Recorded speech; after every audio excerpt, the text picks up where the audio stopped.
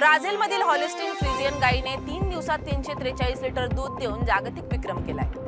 मॉन्टानाच्या कालिस्पेल विमानतळावर लँडिंग करताना विमानाचे नियंत्रण सुटल्याने पार्क केलेल्या विमानाला धडक, आग लागली, 2 जखमी।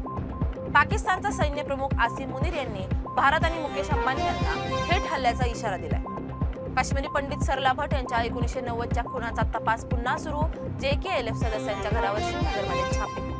गुवाहाटीच्या टर्मिनल 2 ला 2025च्या आंतरराष्ट्रीय आर्किटेक्चर अवॉर्डने सन्मानित केले गेले।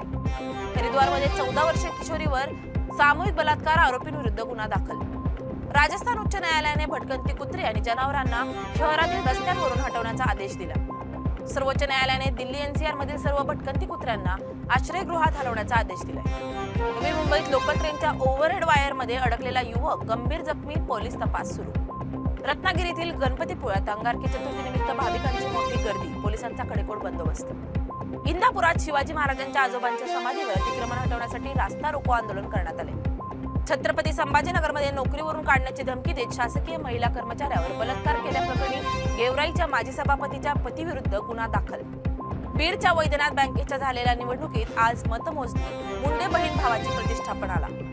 छत्रपती संभाजीनगरमध्ये विना परवानगी ड्रोन उडवल्यामुळे एका खासगी छायाचित्रकारावर गुन्हा दाखल, पोलिसांकडून ड्रोन जप्त। हिंगोलीतील गांधी चौकात उबाटा शिवसेनेकडून राज्य सरकारच्या भ्रष्टाचाराविरोधात जन आक्रोश आंदोलन। जामनेर तालुक्यात मारहाणीने 21 वर्षाच्या तरुणाचा मृत्यू, तणाव टाळण्यासाठी पोलीस बंदोबस्त तैनात। जालना शहरात उबाटा शिवसेनेकडून जन आक्रोश आंदोलन, भ्रष्ट मंत्र्यांना मंत्रिमंडळात ठेवू नये अशी मागणी। वाशी स्थानकावर ट्रेनच्या छतावर चढलेल्या एका तरुणाला भाजले, त्याच्यावर वाशी रुग्णालयात उपचार सुरू। 15 ऑगस्टला शपथ घेणारी व्यक्ती कॅबिनेट मीटिंग सोडून दुबईला क्रिकेट मॅच बघायला जाणारी नसावी, अरुण सावंत यांचा आदित्य तटकरे यांना टोला। वाशिम जिल्ह्यातील मालेगाव शहरातील गजानन होलसेल कपडा शोरूमला भीषण आग, आगीत लाखोंचे कपडे जळून खाक।